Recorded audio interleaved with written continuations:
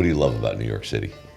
There's a lot. There's a lot to answer about what an individual loves about New York City. I was born in Brooklyn, was raised in Queens. My parents were both Brooklynites, grew up in a place called Flushing, Overdale, not all that far from here, maybe 4 miles from here. Growing up in a blue-collar, civil servant neighborhood, 169th Street. Mr. Camastro lived next door, was a fireman. You know, Mr. Mazurkowski lived down the block, he was a cop.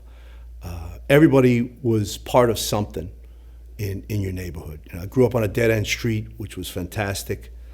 Never had been into the city proper, or as my father used to say, over New York. We're going over to New York today, you know. So didn't get to enjoy any of the things that New York had to offer in the 60s, 70s, because it was still, you know, undergoing the fiscal crisis that we had at the time, so building wasn't going on much. So we stayed in the neighborhood, and we'd go to Brooklyn to see my mother's mother and her sisters.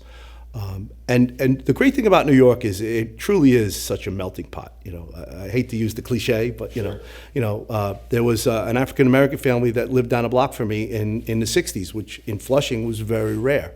Another family lived around the corner from me. So we were exposed to a lot of things as kids, which some people who maybe grow up in a sterile environment that don't get that seasoning or that salt and pepper experience of how to mesh with everyone that you grow up with. As a young kid, just hung out with my friends. You know, we grew up in a tight-knit neighborhood, and we would experience a Met game. You know, we were able to take a bus down to Shea Stadium, but I couldn't go into the city to get on a train to go to a Yankee game because, you know, the Bronx was off limits. So, you know, growing up, we'd go to Shea Stadium, and you could take the bus down to Main Street and walk over to Roosevelt Avenue Bridge, catch a Met game, for $2, and then come on back home. You know, it was a good experience to grow up in Queens. I won't say the city because, you know, some people say, oh, you're from Queens. You know, that's not the city. The Bronx and Brooklyn, Manhattan, they're the city. So it was an enjoyable time, and I'm forever thankful for the opportunities that were offered to me as a kid. That's great.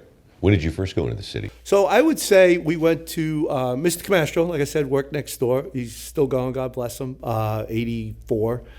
He was a fireman who worked at 33rd Street, and he had a part-time job, which most civil servants back then did. And he worked at the Madison Square Garden for Harry M. Stevens beverages, and Mr. Camastro was a beer salesman as his second time, and he was able to get tickets for the Ringling Brothers Circus in like 1975. So we all piled into Camastro's station wagon.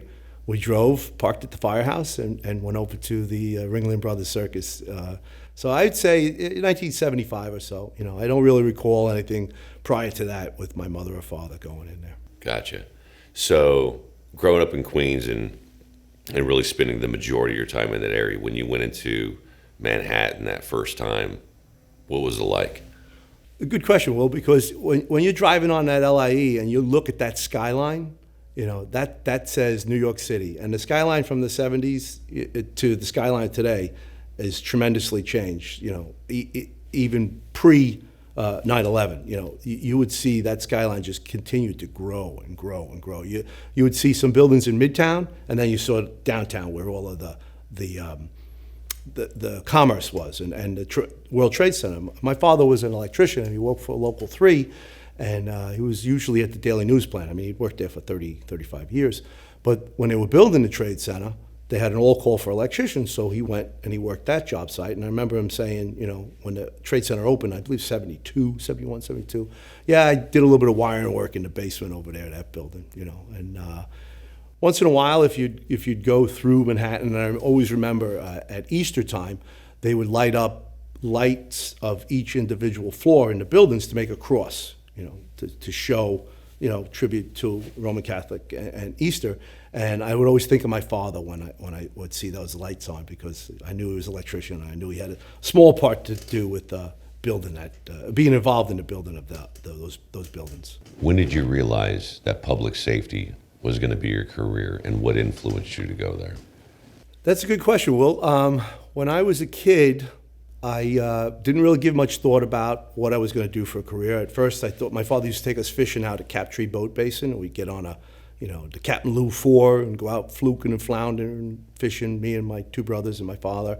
And I thought, hey, maybe I'll be a boat captain when I, grow up. I like this. You go out, it's fresh air, you drop a line, people pay you to get on the boat, right? Not too bad. And I would guess somewhere about 1977, my brothers and sisters were taking the police exam. I think it was the 77, 78 police exam. And they were older than me, and I was like, oh, okay, they want to be cops. It's a pretty good profession. You'd see the fire trucks running around and police cars running around. Nothing really out of the normal because it was a quiet neighborhood. And I remember probably 75 or so, I was about 12 years old. My father took me for a walk to go to the delicatessen to pick some things up, and he was going to get his six-pack. And I had seen an overturned truck on the corner of 168th Street and Northern Boulevard. It was a Rothschild meat truck. It was a short box refrigerated truck. And next to it was this old green and white International Harvester truck that said police emergency on it. I was like, what do those guys do? You think of emergency back then, you thought of ambulances, maybe the fire department. I didn't think, and services that would respond, but I never knew the police department had an emergency service unit. And here were these two cops, and they were setting up a high point on the truck, throwing some chains on it. And we'd watch because the delicatessen was on 167th Street. We lived on 169th Street. And they hook up these chains, and tied a winch onto it, set some chalking up on the ground, and flip that thing right back up on its wheels. And I said, that's what I want to do for a living. I don't know who those guys are, but that's what I want to do for a living. And at the time, the police department had changed its colors to blue and white, but the older vehicles, like the old emergency trucks, they left them green and white because they knew they would phase out over time, and they didn't want, I guess they didn't want to spend the money to paint them. So, those green and white Internationals stayed in the fleet. I remember one truck had one of them when I was in the police academy in 1984. That was the loaner truck, I guess. I really didn't know much about the history of emergency at the time. So, and that's what made me decide I wanted to be a cop. That's great. That's actually a really great explanation of that. So walk me through your process, going through the academy, and then let's kind of work your way through your career. So my career started by, of course, taking a police test. And I had worked at a restaurant, the Villa Bianca, which was on the corner of 167th Street and Northern Boulevard. And there was a fellow who lived right across the street. His name was Hank Smith, and he was a transit cop, but I had never known it. And one day I see him in front of his house, and he's in his uniform. He's got the old choker on, which is, they called it a choker because it had a 1-inch brim that kind of came up right around your neck, and rather than a lapel, or it choked you. So they call it. And I looked at him, I was like, wow, that's a sharp-looking guy. Now, he and I had known one another because he lived across the street from the restaurant, and the restaurant owned two buildings, one on each side of Northern Boulevard. And we became friends, and he had said to me, what are you going to do for a living? He says, well, I was thinking about, maybe being a cop, because they're giving a test in like 6 months. You gotta file now.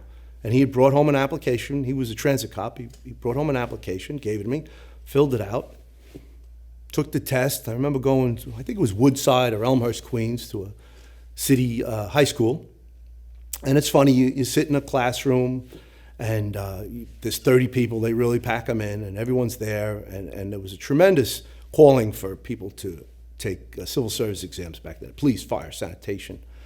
And I remember there's this one guy in there, and he was joking, making fun of everybody. Hey, look at you with that blue shirt. Hey, look at you with that, And there's a certain thing you go through when you take a civil service test. They fingerprint you. They want your driver's license. They take a thumbprint. They want your driver's license. Make sure it's you. They distribute the test. And about 15 minutes into the test, and it was a general knowledge test. They can't ask you about procedure because you don't know any training. You haven't learned anything yet. He got up and walked right out of the classroom. It frazzled him so much that he couldn't deal with it. So I took that test, and I didn't do as well as I had hoped. I was 19 years old. List number was like 6,000. I said, oh, they'll never get to me. They'll never. They'll hire 2,000 people, and that's it, and then they'll kill the list and go on to another test. And about a year and a half later, sure enough, they called me. They started the process of applicant investigation. A police officer was assigned your case. The police officer would come to your neighborhood, ask your people in your neighborhood for references. So of course you give the Camastros and the Mikowskis, so you knew you get a good rating. They do a background check. I was a pretty good kid, never had any problems, no summonses, no moving violations. I did have a medical issue though. I had broken my thumb skiing, and I didn't disclose it. and they found that out during the medical portion, and they held me up 6 months. So it was no big deal, but they do your background, and I got a phone call on a Friday afternoon from the investigator. They're putting a class in Monday, July 16th, 1984. If you're interested, you've been accepted. Show up at Brooklyn College at 8 o'clock in the morning for the swearing in. So I was like, wow, I passed the test. They got to my number, and here I am. So I drove to Brooklyn College. I knew Brooklyn pretty well because my mother's family is from there and my father's family's from there. Got there, nervous as could be, more nervous than I am right now, Get in line with everyone else, and they separated you by list and by exam number. And I was on exam number 1010. I believe 8175 was the one right behind it. So there were only about 200 of us left from the 1010 list, and then the rest were from the 8175 list. So they sat us all down, and they go alphabetically. I remember Jimmy McCafferty sat right next to Paddy McGee. We became friends, and Jimmy retired about 2 years ago as a Brooklyn South homicide detective. He had a long career. He worked 35 years. I would have had 37 years if I had stayed, but I chose not to stay. So, you meet people there, and some you stay in touch with. You see them briefly, and some you never ever see again in your time. I was assigned to the Police Academy, Company 8481. Our instructor was McThaddeus Holden. He was a police officer, Vietnam vet, Marine, squared away individual, sharp as could be, and he was our company instructor, our official company instructor. And he told us about what we could expect in a life of service, and he being a Marine and a cop. And there are a few people that I kept in touch with my academy class. John Gallagher happens to be one of my dearest and oldest friends. He's my son Patrick's godfather. He was a police officer, and he became a sergeant and left the police department, go to the fire department to help raise his son. And then he got out of the fire department on a disability. And we keep in touch regularly, weekly we speak. And the thing about this new thing called Facebook, you're able to find friends that you haven't seen in years. Somebody put a picture up the other day on our 37th anniversary, a picture of us Gun and Shield Day, and there's this, not so heavy set round face sitting there, looking all of 21 years of age, getting ready to graduate from the New York City Police Department Police Academy. And it was quite an exhilarating feeling to know that I had gotten a job that I had wanted, but they tell you, you're on probation. You have to keep this job. You can lose this job if you do something stupid, and they tell you all the stupid things not to do. So that's how I went into the New York City Police Department. How did mom and dad feel? My parents were, my father was an electrician, and my mother was a home mom, home worker.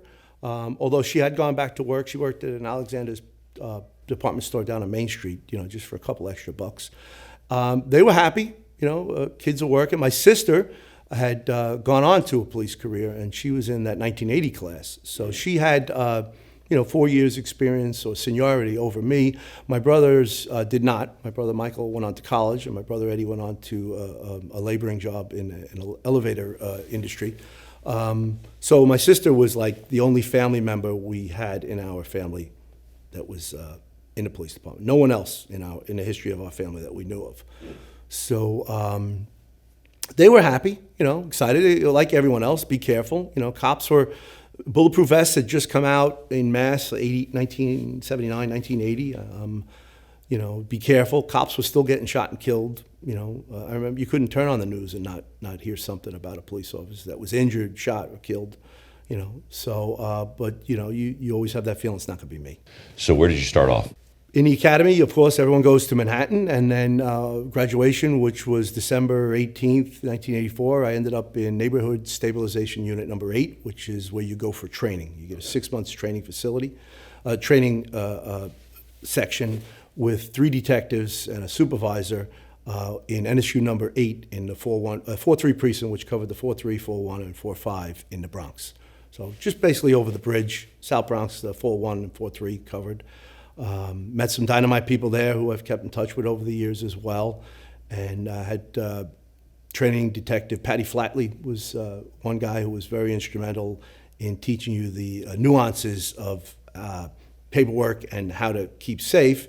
And Billy Gerhardt, who was in the 401, was the guy who taught you how to be a real cop that, make sure you got home every night. Got it. And those guys were the training detectives. And then Sergeant was Andy Stratos, a great guy. He just passed away, God bless his soul. But he was a great guy. He went on to make lieutenant, and really that old salty sergeant that you needed. But he wasn't your friend, but he was going to make sure you did your job properly. And I hope that today the cops have someone like that keeps them straight, but is like a father figure to them while they're out there. So as you are kind of coming up in the department and getting your feet underneath you, did you still have that image of that emergency services truck in the back of your head? So there were 10 trucks throughout the city. There was one in the 4-3 precinct, and I was like, oh my God, I would love to go there. But your training precinct is where you go for 6 months, and then you end up wherever. So I went living in Queens, working in the Bronx. They sent me to Manhattan. Okay, so I get assigned to the 10th precinct in Manhattan, which is from Chelsea up to the bottom end of Hell's Kitchen, west side of Manhattan on the river. And one truck covered that area. So, and back then we had what was called a 9-squad chart, 6 or 7 cops in a squad. You rotated days for the 12s, days for the 12s, for the 12s, late tours, back into the chart again. So it was really havoc on your body, but you'd see the same people in the same squads all the time. And if you had a job that you couldn't handle as a precinct cop, such as a barricaded EDP, emotionally disturbed person, or a barricaded individual with a firearm, or an animal condition, cops just don't have the tools to handle everyday assignments. That's what the emergency service does. They have the expertise and the training and the equipment to handle those things that the regular patrol officer can't. So emergency service would show up, and I remember you'd have to call them for a job, and whether it was an animal condition or whatnot. And I had a job I was assigned of an emotionally disturbed person with a firearm. She had called her psychiatrist. She said she was going to kill herself. Psychiatrist called 911. 911 calls the precinct. I go, it's the sector assigned. You call for the supervisor, and you call for emergency service. And it was a sad case. This woman was troubled, and she had mental issues, and she'd been back and forth with doctors and hospitals. And emergency service shows up, and truck 1 shows up, and I remember all the fellas, and they came, and they put their tactical vests on. Some would carry some less than lethal treatment equipment, taser, Y-bar, water cannon, and others would have weapons just in case. Back then we all carried .38 revolvers. That was our primary patrol weapon. We didn't switch to semi-automatic handguns until 1992 or 3. So they would have a little bit extra firepower if it was needed. Most emotionally disturbed individual jobs, you don't have to have a firearm, but you do have to have someone designated that if it really goes south and you really can't, you have to switch from less than lethal to lethal, someone's there and ready to do it. And I remember seeing those guys scale the fire escape to look through the back window. And unfortunately, the woman had shot herself, and she used a small caliber firearm, and no one had heard the shot, so she had been dead for quite some time. And then they had made entry, and that's one of my first experiences with emergency service while I was a patrol cop. And that's when I said, yeah, I still want to do that. So, if you wouldn't mind giving me kind of a 30,000-foot view of what emergency services is, because in my experience, there's really not a lot of units out there as diverse and as well-trained in so many different disciplines. Give me your explanation of emergency services, if you wouldn't mind. To the best of my knowledge, Will, and I'm retired a little bit now, they have increased their training tremendously since then. The Emergency Service Unit is the unit within the New York City Police Department that wears all the hats that a cop can't have. Yeah, you might be a plumber as a part-time job as a cop, or an electrician, or a beekeeper. Simple. They get calls for beekeepers, for bees' nests that have to be removed. Yeah, so we have a beekeeper in the police department emergency service unit. It's the unit that does everything that the actual foot cop can't do. So, police. The old saying is, the people need help, they call the police. When the police need help, they call the emergency service unit. The training now is, I believe, 6 months long.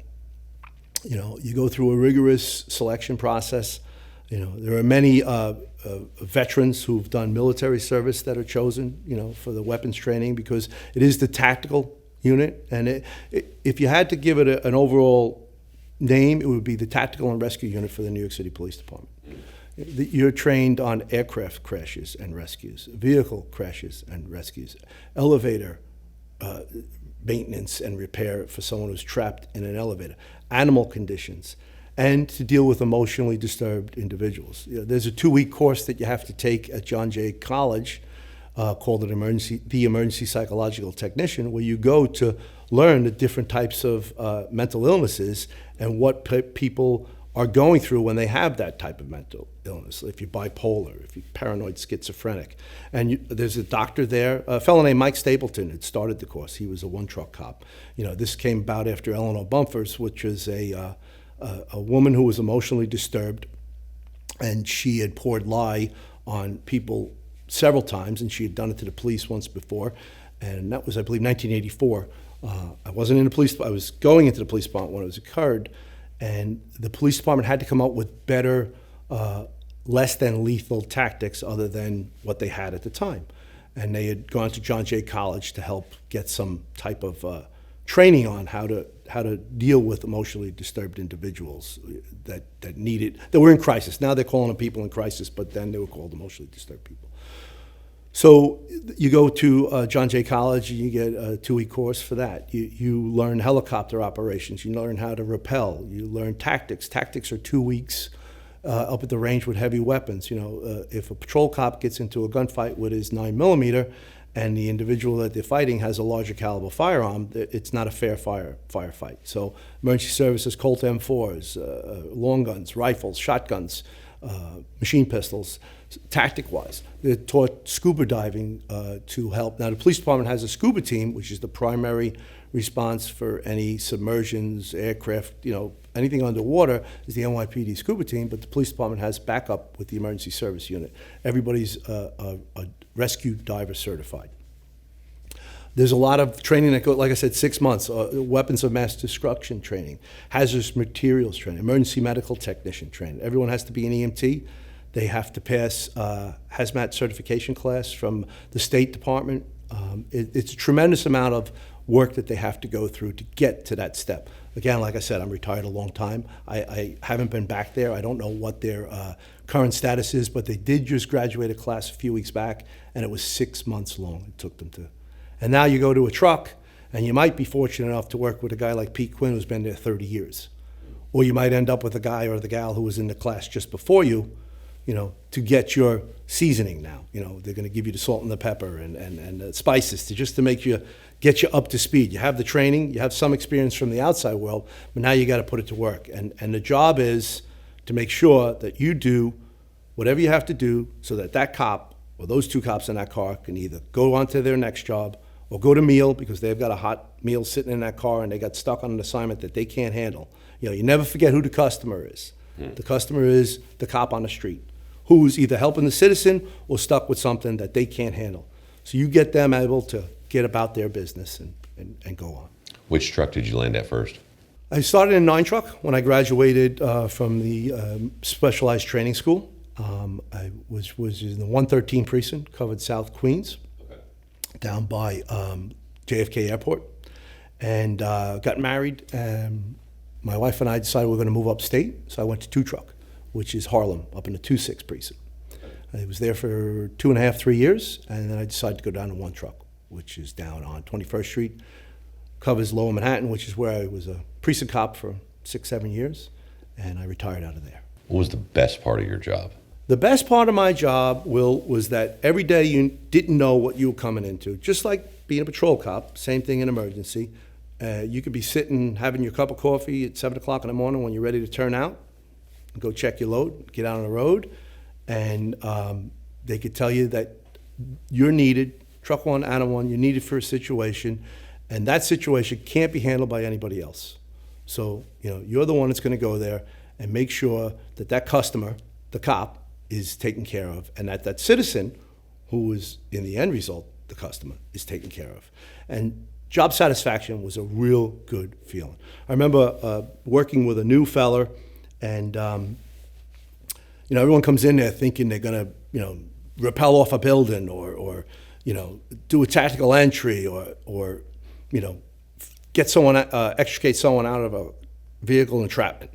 And I was working with this new guy, and it was a aided case, 1054, person down, and the individual had brain surgery, and he was home by himself, and the aide went to check on him, and she couldn't get past the door, and he'd probably been down about 24 hours, and we had to take the door off the hinges to get inside and get him, and cover the individual because a little bit of hypothermic, laying on the floor, place him on a backboard, and get him. The ambulance then would show up, get him on the ambulance, get him off to the hospital. And I said to the new guy, I go, all the work is not glamorous. We do it all. Our job right now is this customer, get him home to the hospital. Hopefully he'll get better so he can get back to his house. But that's all it is. And I remember the guy, his name was Ralph. He goes, that's a great job. We did something positive. It's not all about swinging from a building, right, or holding a long gun with the vest, looking cool. So that was, and that's the great thing about emergency service. It could be something so tiny as we dropped the keys to the radio car down the sewer, and we can't get them. So you take a chain, pop the sewer off, drop the magnet down. Here you go, officer. Go enjoy your lunch. Go have your meal. Go on to your next job. Very cool. Very cool. I like the description of just the knowing who the customer is and serving other members of the department that are serving. It's a very cool mindset. I'd like to move on to September 11, 2001. I'd like to know how that day started for you. So our squad, the second squad, was working 4 to 12s. September 10th, worked 4 to 12 at one truck. Brian McDonald, who was our hero from one truck, who was killed in the collapse the next day, was doing a 4 to 12 to pay back a mutual tour with Larry McAllister. They needed to swap days, and I'll never forget, Brian, his car was broken, so he couldn't really afford to get it fixed. He was a young married cop, emergency service. There's not much money being a city cop. And he decided to stay over, and we had made dinner, and we had sat during the meal period. We were going to watch Band of Brothers, and Brian was in the 101st Airborne. So Brian was giving us a little bit of his impression of what the movie was like and how it related to his time when he was going through the 101st and his things. And he had said he was going to stay over. We all said goodnight, 12 o'clock, went home, drove up to Putnam County, went to bed. Brian slept over and did a day tour, and the next day was September 11th. I was sleeping. My wife woke me up about 8 o'clock. You ready to get up? I said, yeah, a few minutes. She was going to stay with the kids in the morning. She came back in and said, something's going on in the city. She would always watch the news in the morning. Something's going on. There's something happened at the Trade Center. It's like, okay. So I go out, turn the TV on, and like everyone else, you're watching the smoke coming out of the North Tower. And you see, a blue-colored sky that I have never seen since that day. I have never seen that color of sky since September 11, 2001. And I said, something ain't right. The reports are saying a small airplane, And again, the helicopter is far back, so it's not really zoomed in. I said, I'm going to get a couple things together just in case, they call and say, we might need some people in. Pack a couple pair of underwear, a couple of shirts, a couple of uniform, brush my teeth, and all of a sudden you see that second plane turn around, bank, slam into the South Tower. It's like, we're at war. This is a terrorist attack. Kissed my wife and kids goodbye, got in the car, headed to the Taconic Parkway. I had a 1995 Honda Accord. And the interesting thing about that car is at 110 miles an hour, the transmission kicks out and retards you back down to about 104. So I was doing 110 miles an hour down at Taconic State Park, and there was nobody on the road. I did not hit traffic. I got all the way down to Taconic, to the Deegan. And when I hit the Deegan, up by the reservoir, just before McLean Avenue, you could see the New York skyline. You could see the Twin Towers, and there's smoke pouring out of them.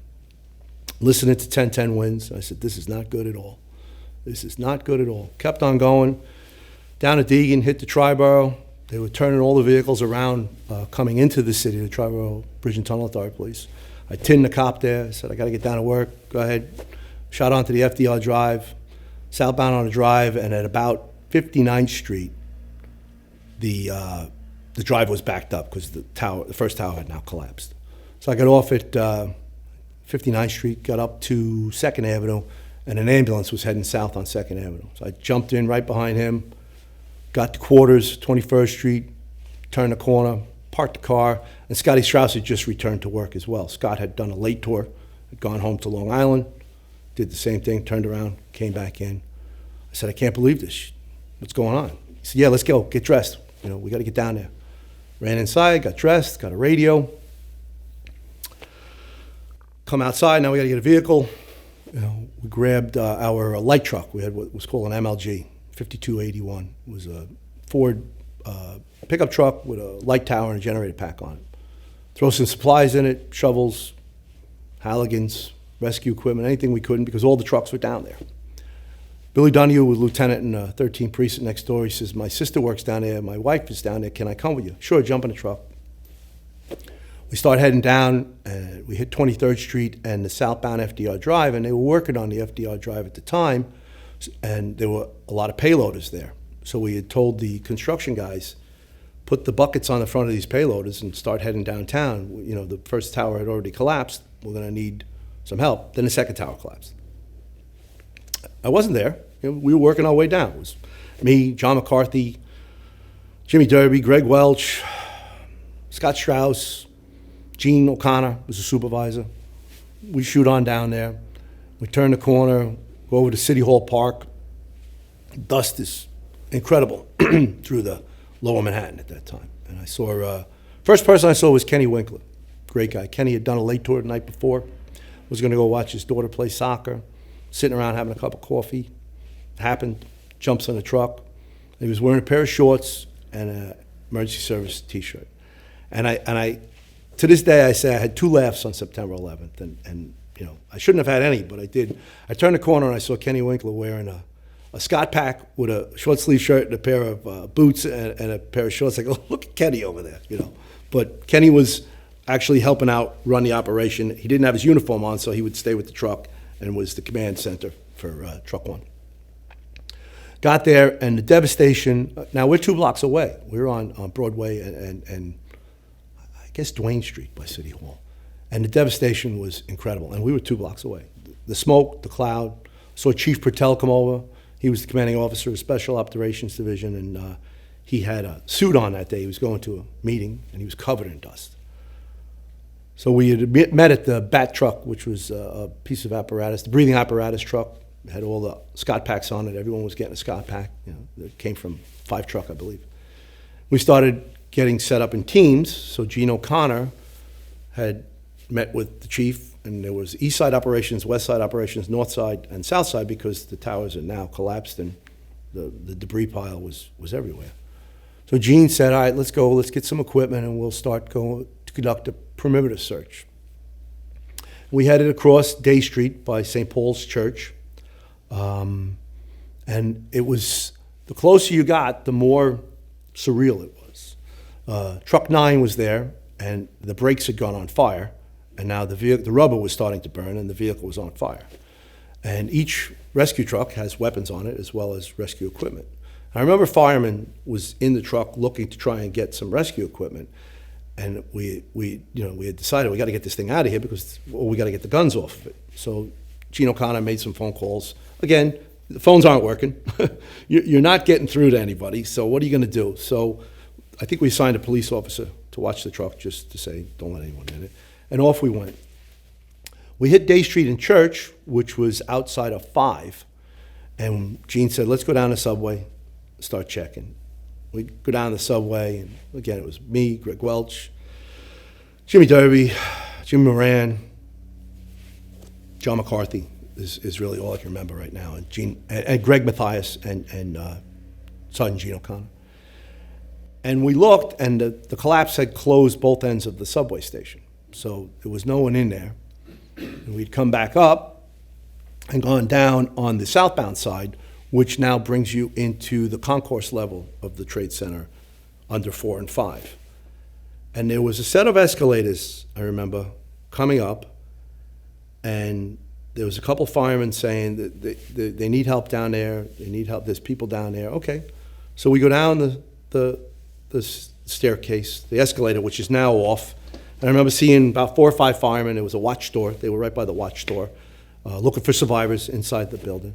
And then 4 or 5 other firemen come out with a Stokes basket with a victim in it. And it looked like he was a building maintenance worker. You know, he had a gray uniform on.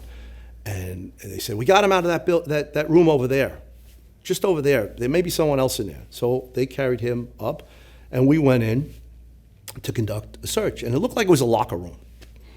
And Gene O'Connor said, I want you going in far, you know, take a rope, take a line with you so that you have a way to get out. And it was a broken gas line, and it was about a 1-inch line. You know, maybe it provided stove for the locker room, but it wasn't a main. It was just a 1-inch line, and it was ruptured, and it was, you know, spewing out maybe a foot and a half flame. Nothing, you know, wasn't under huge pressure. We just walked around it, and we went in, and it was Greg Welch and I, and we started looking around this locker room, which we thought maybe there'd be somebody else, and it was collapsed, and you could see up. The ceiling was opened at that point, and you could see up, but it was all gray. You couldn't tell what was there.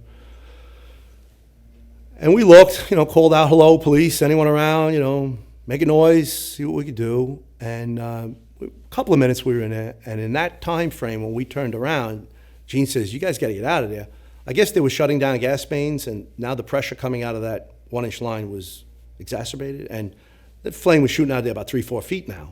So, and it was right at the entrance. I mean, don't get me wrong, it wasn't like, you know, a movie scene or anything. We had to get out of there quick because we didn't want to end up on the wrong side of the fire. We got out, made our way back, got up to the street, and just started doing perimeter search, you know, and there was plenty of areas to look at that point. 4 and 5 were still up, and 4, 5, and 6 did remain up. They had to be brought down later. 1, 2, 3, and 7 completely collapsed during the aftermath of the attack. So we worked the perimeter, and at some point, I really, time-wise, can't remember, but they decided to call for a recall. And we had been given a recall by the CO of emergency, Ronnie Wasson, who was the inspector at the time. He ran the unit. And he wanted everyone to come back to Stuyvesant High School, which is located off West Side Highway. And so Gene said, you know, we're going to start working our way back to the West Side. But you couldn't get there from here. You know, you couldn't get from Church and Day. You had to go up and over. And I remember it was 1 block north of Greenwich. 1 block north of, I believe it was Greenwich, or Washington. And we could see the Customs House, which was number 6. 4, 5, and 6 ring the eastern and northern perimeter of the site. And we heard shots being fired. What's that about? So we started head down Greenwich towards Washington. Now, 7 was on fire. The phone company building was on fire, and 6 was on fire. And what we think happened was that the fuel spill from the collapse and the jet fuel had gotten into 6, which is where the Secret Service and the Customs Department had kept their vehicles, and I'm sure they had weapons and they had ammunition, and the rounds were cooking off. That's the best we could understand. It was, you know, there's a distinct sound to the sound of gunfire. So we stuck there for a few minutes because a couple firemen had wanted to go down there. I said, what does that sound like to you? Don't go down there. You're going to get hurt, you know. There's no gunfight. But subsequently, John McLoughlin, after I spoke with him, had said that he heard those rounds cooking off, and he thought there was a ground war going on. That's how intense, you know, his situation was. We had left that area. We continued over. Again, looking at the destruction was incredible. We make our way back up to Stuyvesant High School for a recall. We go into the auditorium, and the police department had set up their temporary headquarters post there. I remember seeing Inspector Wasson up there, Chief Pertel. We just sat in chairs. You know, they were breaking us up into teams, trying to decide who was active, who was missing, you know, where everybody was. And it took a little while for this to be accomplished. And I remember running into a friend of mine from the neighborhood, Tommy Mary, fireman, and he came over. We gave one another a big hug. At least he was. We had both survived. And then the rumor mill starts going around. What's going on? What's happening? They got the Pentagon. Oh, I didn't know that because I did have a cell phone. At the time, I had bought a cell phone for my wife, so I took it with me. And I remember giving it to guys, call your wife, tell her you're okay, because not many people had them. And it was just an emergency cell phone. You paid by the call. And I remember getting a bill from that carrier about a month later for like $120. And I called up and said, listen, not for nothing. If you look at the time the calls are made and the day they're all made, and they were all like 1 minute just to tell people that, yeah, you owe us $120. I was like, okay, no, I'll pay you. I'm switching carriers, but I'll pay you. So the rumors start going around, what's going on, Pentagon hit, we heard, one of the ones I heard, which was crazy, was that Israel had been nuked. Don't know where that came from, just this was an orchestrated attack, the world's at war. It's like, holy crap, but we got our job to do. So they break us up into teams, and eventually we go back out to start searching, and I was assigned to a team with Sergeant Tim Adrat and Sergeant Andy Oberfeld. And again, it was like pretty much the same guys from one truck. It was myself, Moran, Welch, McCarthy, Lutz, Derby, might have been one or two other guys. Masucci might have been there, Matthias, and we're going to go begin a perimeter search again, and then we're going to start documenting things because, in chaos ensued. Command and control was completely messed up. And the police department hierarchy survived. Unfortunately, the fire department hierarchy did not. They were decapitated. They lost their leadership. Police department didn't lose our leadership, but the word fog of war must have hit because no one was making prudent decisions. No one was making. There were people possibly still out there that could be saved, that were trapped to be rescued. And the police department's analogy was, it's getting dark. Let's just do perimeter searches. We'll deal with it as we get our game plan together. So we had gone south. We went through the financial center, and I remember John Lampkin was with us. An inspector tried to stop us. He says, "You can't go in there. That building's on fire." And that's where the Winter Garden Theater was. They have this beautiful atrium. The ceiling was broken. And John says, "Don't worry. We know what we're doing. We have to sweep around and come up from the south end." So we began marching down south through the Winter Garden and come up on Church and right by the cemetery, just south of Liberty Street, and there was a high school there. So now we go into the high school, and we make the high school our southern temporary headquarters, so that we have a base of operations for emergency service. And we're looking around to try and get some information. The radios are all down because the antenna's down, television's down. Just we're as blind as everyone else. Police radio's down, fire department's radio's down. No communications, no cell phone service, sporadic where it was. And at some point, we're released to go back out and start searching. And we were searching, I believe it was right next to the firehouse. There's about a 10-story building on Liberty Street. Go in there, just mass chaos. It probably had been searched 3 times before, but we're going to go in, and now we're going to start marking places and ensure that nobody's trapped in their building, or residents are stuck in their building, or someone's on the roof trapped, that might have been overlooked. We begin doing our search up, down the building. We come out, and it's dark now, and there are some bulldozers working out in front of the building, front end loaders, bobcats moving debris, trying to make a path so we could get in there. And you could see 4, 5, and 6 were on fire. And I'd say it's about 8 o'clock, 8:15. And we see some lights up on the top of the rubble pile where 1 and 2 would have been by the plaza. I said, "Who's that up there?" And down comes a guy with a scuba tank, which he probably took off a rescue vehicle, police or fire rescue vehicle, but he figured there was air in it. There is compressed air, and it's not oxygen, but it's compressed air, and you could breathe it. It's fresh air. And where'd you get that from? Well, I found it up there.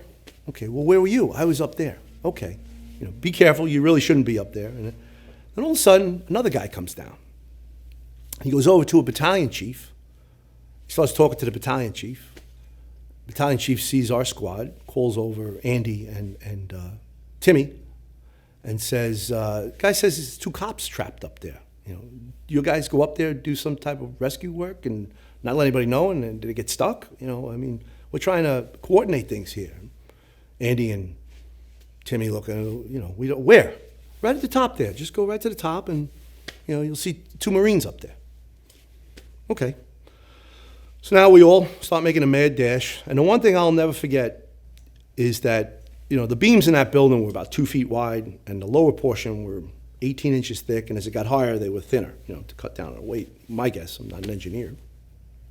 There was a beam laid out after we got up about 25 feet that led us right up to the center of the plaza. So we all get on this beam, and we start climbing up there. And Jim Derby had gotten hurt. He broke his ankle, so Jim had to stop, get out. And I remember going up, and I passed Bill Lutz. Bill was on the radio trying to call for assistance, but again, no radio communication. And I had gotten to the top, and a fellow named John Scrivani was there. And I said, "What's up?" He goes, "Scott Strauss is in there. He just jumped in. There's a Marine in there, and there's apparently a trapped cop. He says, but there's no room for anybody else in there." I go, "Well, who's in there with him?" And he had said, "A Marine." I go, "Okay." And I gave him my gun belt, and I just jumped in the hole. He goes, "You can't go in there." I said, "Okay, John, thanks." Went in. And that's where I found Scott, who would, he was with the same group of people. He'd just been maybe a minute ahead of me, was starting to work his way. And he said, "This way, come this way, follow me." So when we jumped down this hole, I want to say 6-foot drop, wasn't far.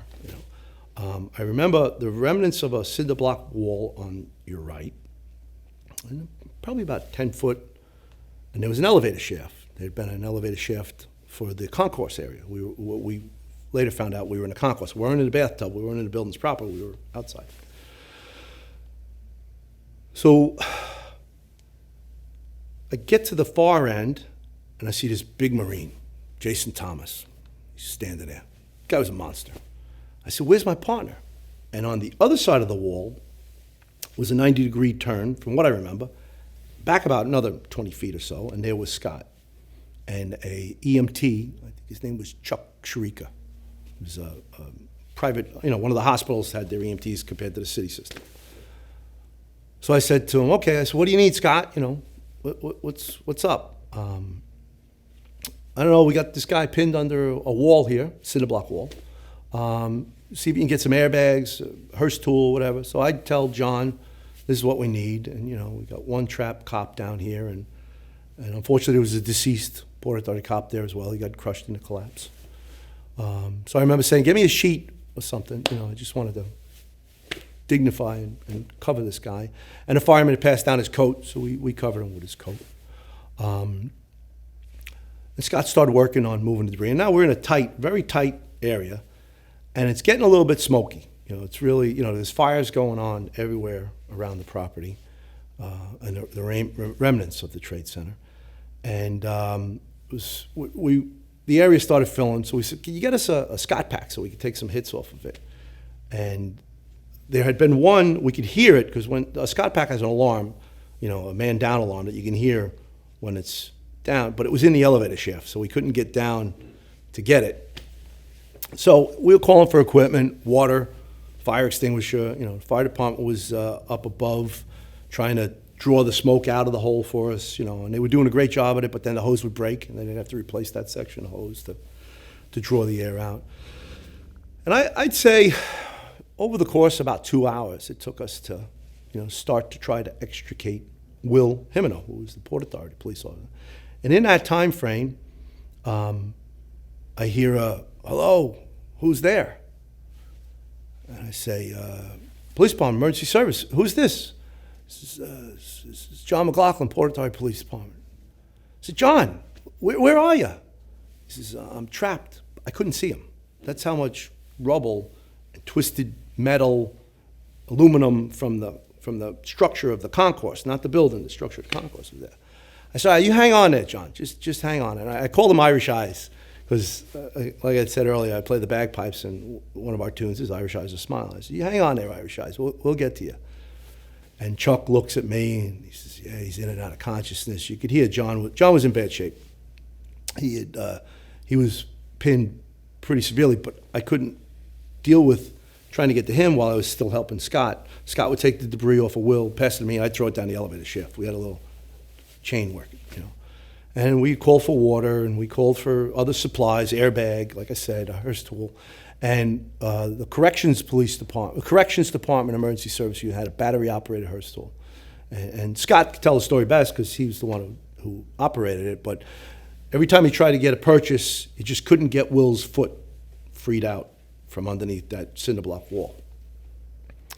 And finally, Scott was able to get just enough leverage to get that wall off him. We put if I think I remember correctly, we put a harness under his shoulder, set of straps, and we pulled him out, put him on a Stokes basket, and we're able to get him up out of the predicament he was in and get him off to the hospital. And then, like I said, John had been coming in and out of consciousness. I said, John, you hang in there. You hang in there. We're gonna get you out of there. And I had seen one little hole.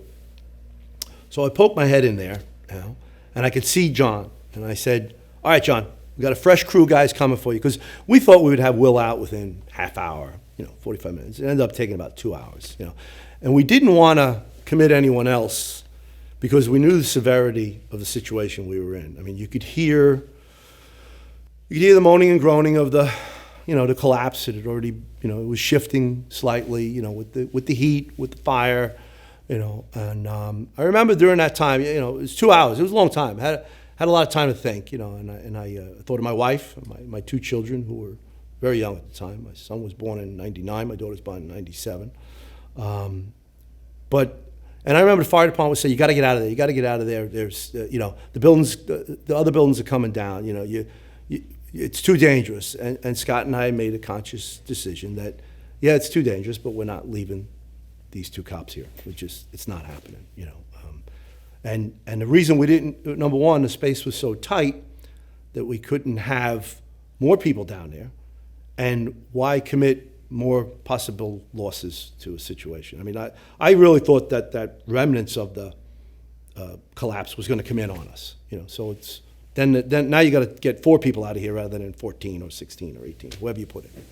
So we made the conscious decision to stay, and I actually, I'm not a devout Catholic. I do go to church, and I do believe in that there's a better life for us all here, And I made my peace. I just thought I wasn't going to go home that night, but we were doing what we had to do to get this guy home. So, we wanted to get Will and John home. So, like I said, we got Will out, got him up, and sent a fresh team in. And Steve Clifford from 9 Truck came down. Scott had gone out. Steve Clifford from 9 Truck had come down. I said, Steve, John's right in there. I can't get to him. I'm shot. Go do your best, bro. So he and a fireman started the process of extricating John, and they got John out. And so we got out of there. I think we came up out of the hole about 10:45, maybe 11. Scott went off to the hospital. I went off to get a little. We had police department set up a triage center across the street at Brooks Brothers. So Inspector Wasson had walked me over there. Got a little bit of oxygen treatment, cleaned my eyes up, a couple little cuts were cleaned up, and he told me, you're done for the day. We'll send you back to quarters. And I guess I got back there about 2 o'clock. Scott went to the hospital. I was concerned for him. He was dehydrated as well. And they brought John up the next morning, I believe, like 5:30, 6 o'clock in the morning. So a team of Port Authority cops, along with emergency service cops and firemen, were able to rescue John. How did you hear about it? I guess, so I'll take you back to, go back to quarters. Yep. We're going to shower up, We're staying over, obviously. We have 4 beds, not much, and otherwise it's sit on the Noga-hide, So shower up, call my wife, everything's good. Night tour came in, a couple guys didn't, they just didn't have their radios on or nothing. Steady late tour guys slept right through the day, if they were able to get home and didn't know nothing happened, and then they came in for their late tour normally, and then the police department had to switch to 12-hour tours, a day shift, a night shift, covering 12 hours. And I guess after I came out of a shower, had something, it's 2 o'clock in the morning, a little something to nosh on, and gonna lay down. And the story going around was that, again, lots of stories, Sergeant Coughlin was trapped, and he called his sister in Pennsylvania, and she had called 911, who put her through, and they're trying to find him. I don't know where that story came from, but that's the story I remember. Now, 2 o'clock in the morning, getting up at 5, I go to sleep, and at the time, our phones were old-style rotaries, and you could turn the alarm, the ringer down, but it didn't knock it out. You still heard that clacking of the bell. So all night long, the phone rang. And in my listless sleep, every time I heard that phone ring, I think it was John Coughlin calling us to say, come and get me. Just how the mind was working at the time. Get up in the morning, set of clothes on, throw the other clothes in the garbage because they were spent, torn, filthy. Jump into a vehicle, down we go. Signed to an East Side zone, and they say they got John McLoughlin out. I said, great. What time? It was about 5 o'clock in the morning. They got him out. He's off to a hospital. I said, thank God. He's alive. Fantastic. And I remember saying to my boss, John Lampkin, I go, did they recover the dead Port Authority cop? And again, communications were minimal. You had a different police department, Port Authority Police Department, our police department. He says, what are you talking about? He says, there was a dead cop in the hole. His name was Dominic Pizzullo.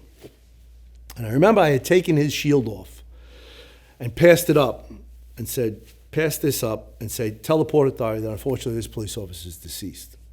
Because if it collapsed again on top of us, now we're all, at least they'll know this is a missing man. We have Jimeno, we have McLoughlin, we're working on Jimeno, we're going to work on McLoughlin, and Pizzullo, unfortunately, was crushed to death and is deceased.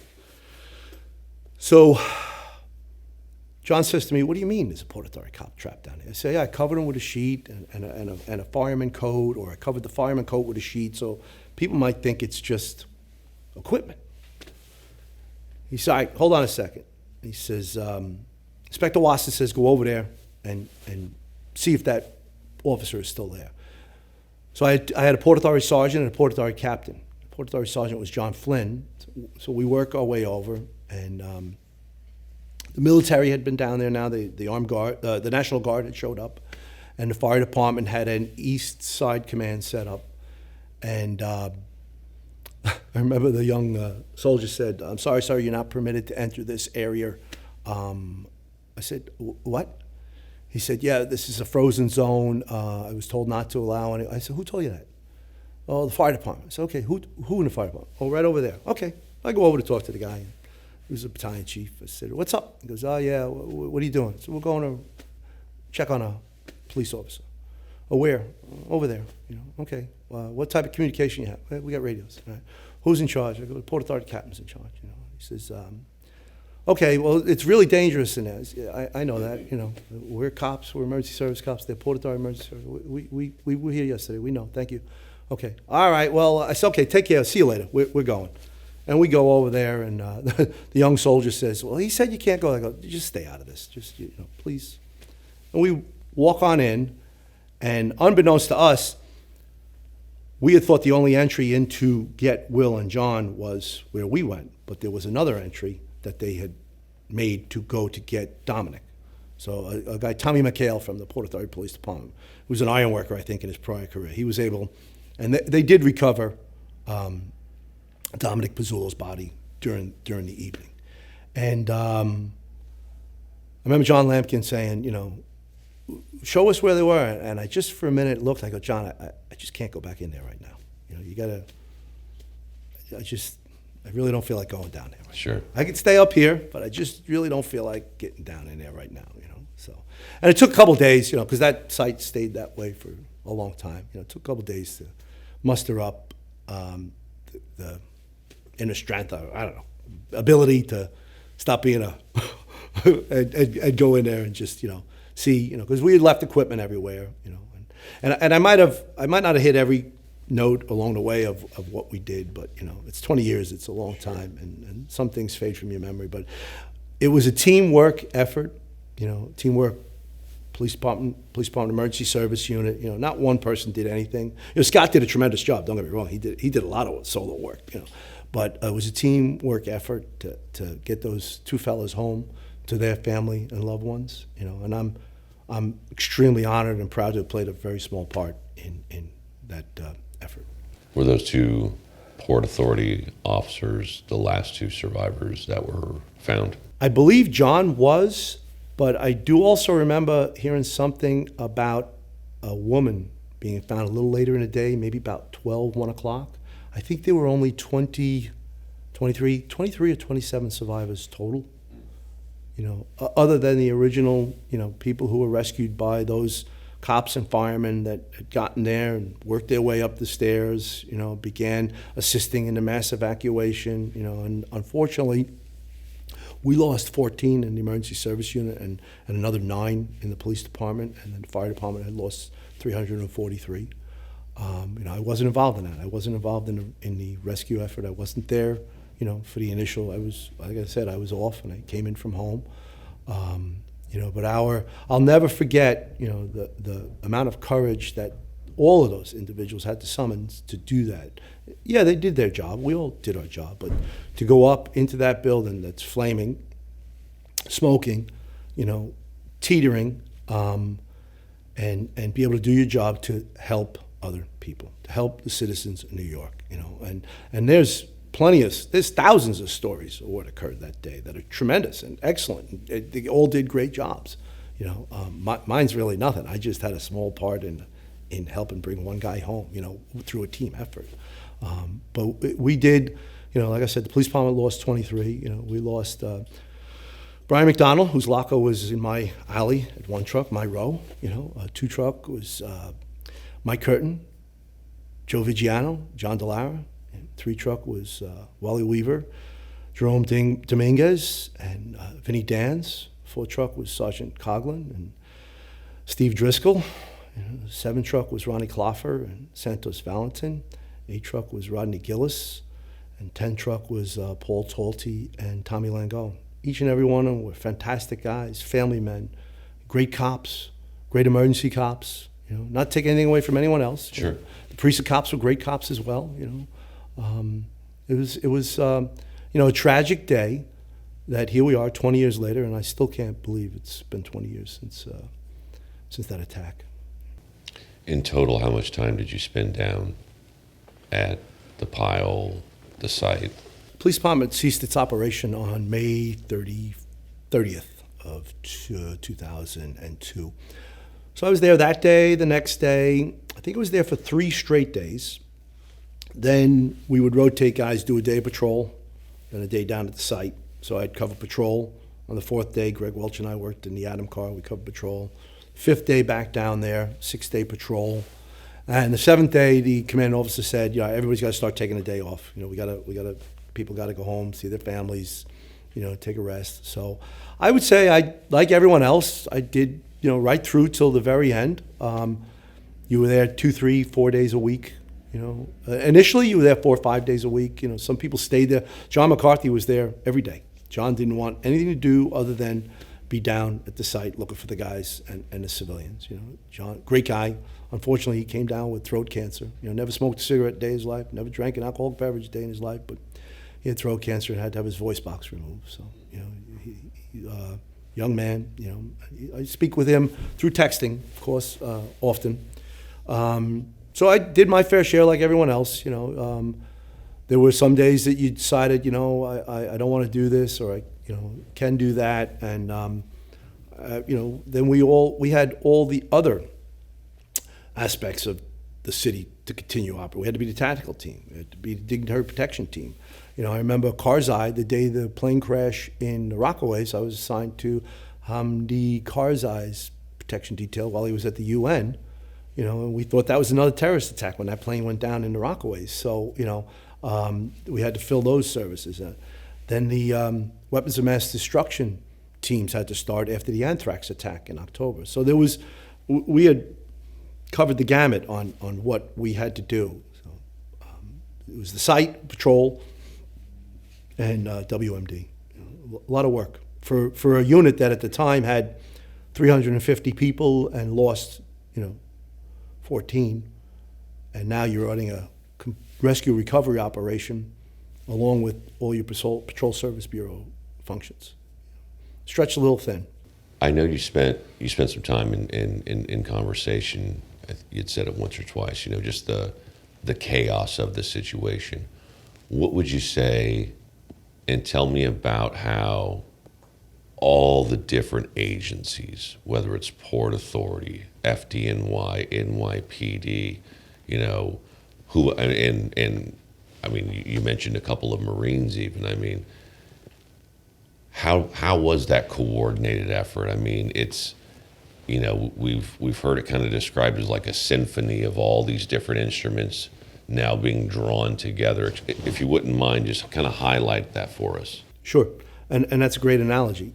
Yes, several. I mean, even the Urban Search and Rescue FEMA Task Force. I think 12 of them were there. There's 26, I believe, in the country. They were activated. So now you have federal help, outside help coming in, because it was just a tremendously overwhelming location. And while yes, we were looking for victims that could be recovered, rescued, recovered, trapped, saved. The inevitability of that drew a little closer by I'd say Thursday, that we realized no one was coming out of there alive. The best hope was to try and recover remains for a family so that they could have some type of closure, be at peace that their family member was recovered. And I remember as time went by, every resource came in, federal, local, state. You're working with corrections officers, you work with firemen, you work with sanitation men, you work healthcare workers were there, doctors, federal employees. The entertainment industry got involved. Hollywood came in. They all wanted to offer their support. I remember the actress Susan Sarandon was serving pizza to everyone. The one thing that did disturb me was the police department didn't shut down the perimeter so they could prevent all of these people from coming in who weren't authorized. Absolutely, get everybody credentialed and get everybody. Having Susan Sarandon walking around with a pizza pie really isn't. It was nice gesture, but really not the safest location. I could only imagine the calamity of the effort needed to try to draw that string tight for unity. You had supplies being donated from everywhere in the country, from commercial industry, the Waldorf Astoria had brought by clothing because they heard we had chef's clothes, white pants and a chef's jacket for kitchen help because they heard that people needed clothes. Shoes were donated by shoe companies. It was a tremendous effort to get everything together. Yes, all the units, all the agencies worked, but there were little pockets of, well, this is what we're going to do, but we want to do this. Well, this is how we want to operate. Yeah, there was some little bit of non-cooperation, but it all did come together, to bring everything together, to make it happen and make it work. The fire department was the lead agency because unfortunately, they lost 343 members. The mayor had said so. The fire department would be the lead agency here. Okay, that's fine. We can all work together on this. I'm sorry that they lost 343 people. That's a tremendous loss. They lost the brightest and the best talent. They lost their supervisory corps. They lost their special operations division, their SOC command, the majority of their rescue squads. Talented individuals, and we all worked together to try to, like I said, bring home someone who survived. But by Thursday, like I said, we realized there was nobody coming out of here. And it became, I don't know what the official date from rescue went to recovery. There are stories that people survived 12, 14 days, but it wasn't going to happen down there. And it's sad to say, we had hoped upon hope that we would be able to find our coworkers, civilians, firemen, EMS people, court officers, Port Authority police officers. I believe there was a Secret Service agent, FBI. It was a tremendous undertaking, and every effort was given 110%. But unfortunately, there wasn't much. Yeah. I've heard it said a few times that nobody wants another September 11th. Nobody would ever wish for it. But a September 12th would probably be welcomed again. And by that, it is how not only, the country, the United States, but the world really wrapped its arms around New York. What was it like in the subsequent days in uniform and that interaction with the public? That's an interesting question because, yes, we're talking about September 12th, but I'll bring you to September 10th and before. There was a trial of 3 police officers from the street crime unit for a shooting in the Bronx where an individual was killed, and the verdict had come down and the officers were not convicted, and the community was outraged over it.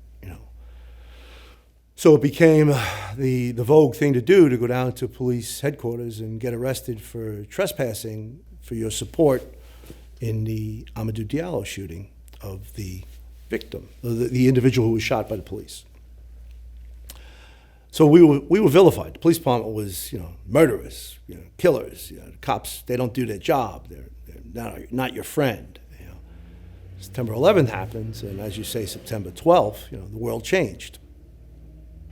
And it took, our command was on the east side of Manhattan, so we'd pretty much shoot up the East Side Drive, but the guys and girls up in Two Truck were saying that, when they go up the West Side Highway, there's people there that are applauding and they're waving American flags and they're saying, thank you, NYPD, thank you, FDNY, thank you, sanitation, So John Lampkin was our supervisor. He says, about a week or so in, he says, let's take a run up the West Side Highway to go back, And sure enough, 2-3 blocks deep, 4 or 5 people deep, off the roadway, on the sidewalk, north of the collapse, north of the site, on the little island that separates north and southbound lanes. People were cheering, offering us water, thanking us, asking if they could take pictures with us, And it was, we joked how surreal it was, though. 2 weeks before, they were calling for our heads, and now they're, thankful for what we had done. And it lasted for quite some time, but,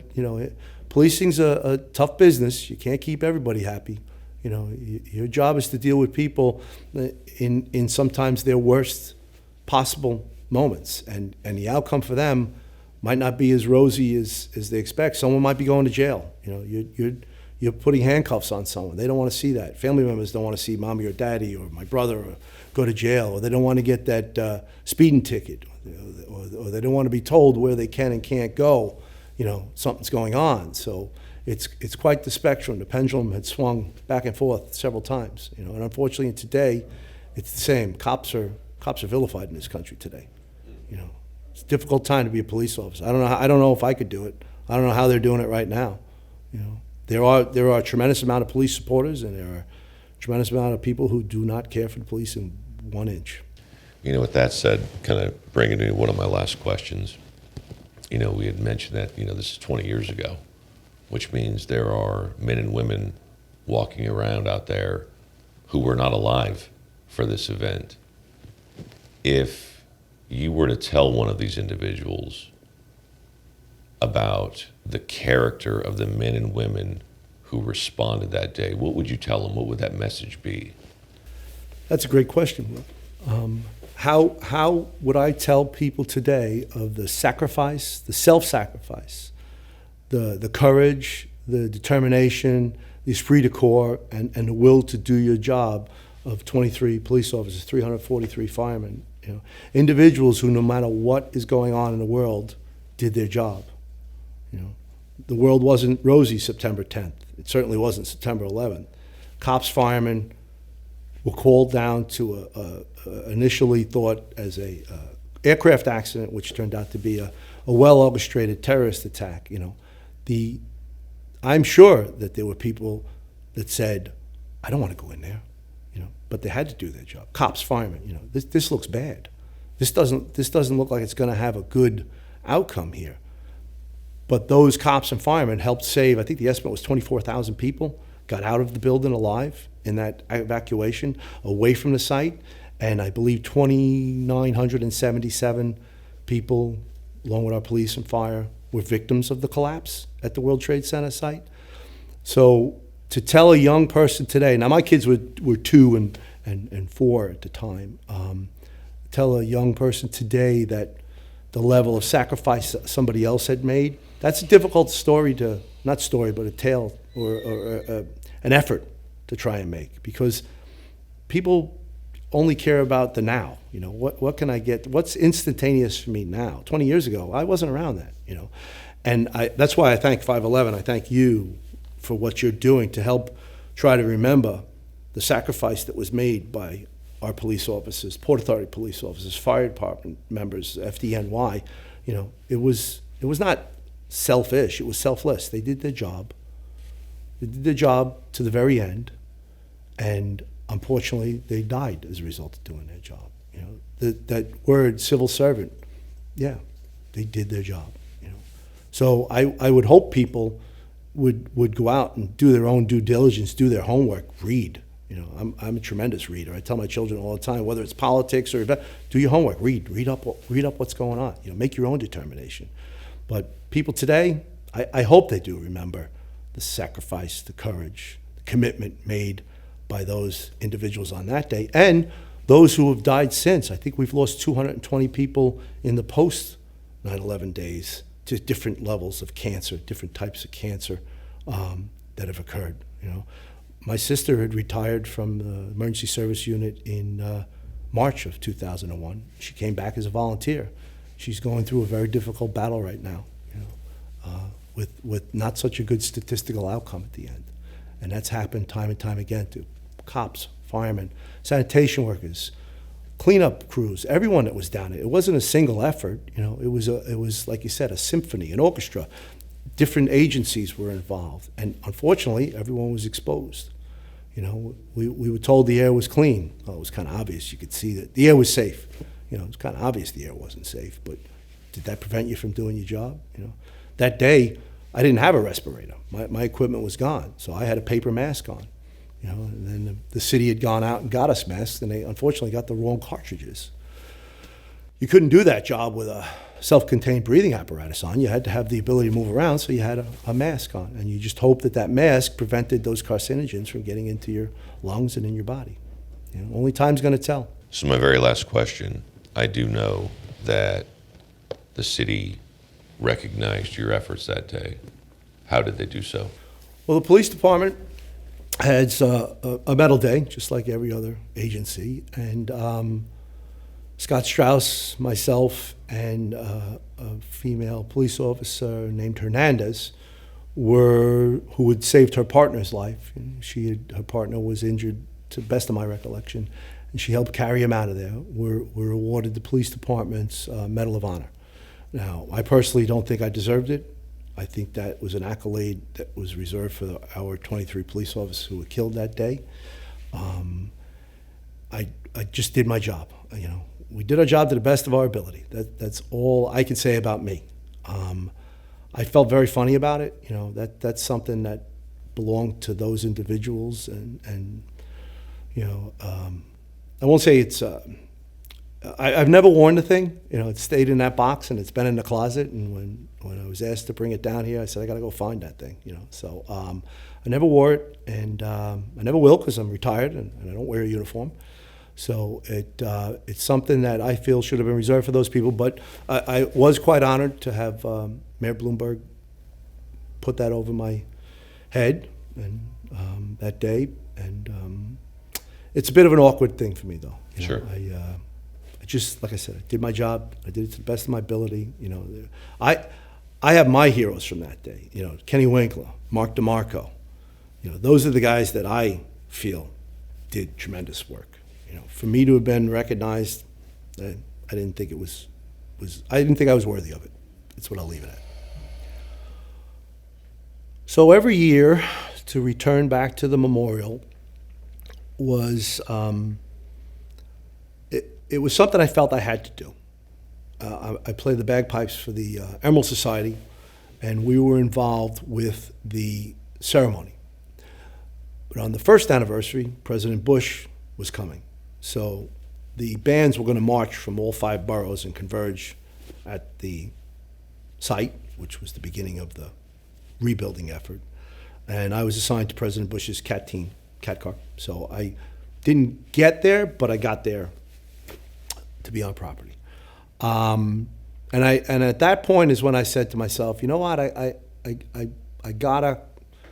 owe it to myself, I owe it to our heroes, our NYPD heroes, and the civilians who were murdered that day to go back there at least once a year. So I do my best to be there for every September 11th service, and every year they have 5 members of each pipe band, Port Authority Police, Fire Department, and NYPD come for the morning ceremony.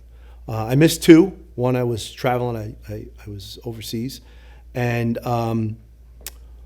one, I just didn't feel like going that day. Just, I guess it happens, you know? And one truck still runs a breakfast in the morning. The guys are more than welcome to come back and have breakfast, and then they hold a roll call out in front. And I try to make that after the ceremony downtown. It is overwhelming. It's beautiful. It is quite a tribute. It took a while to get it going. It finally did get going. And I was okay with the memorial. My wife and I decided one day to go to the museum. And that was very, very overwhelming. You know, to go back down, because you go down into the basement, the sub-basement, and you see the slurry wall, and you see the tiebacks, and you see that last beam that was taken out and is now a piece of museum. And I remember signing it. You can't get close enough to find out where your signature is. And that, you know, to see the names, the faces. When you're up top, you see the names, but down below there's a photo gallery. It's to see the destroyed fire truck, and it's tough, you know. So I don't go to the museum, and I will never go back to the museum. But I will go and continue as long as I can play the bagpipes. I will continue to represent the police department, represent our heroes at the memorial on September 11th. You know, unfortunately, last year was a minimal service because of COVID.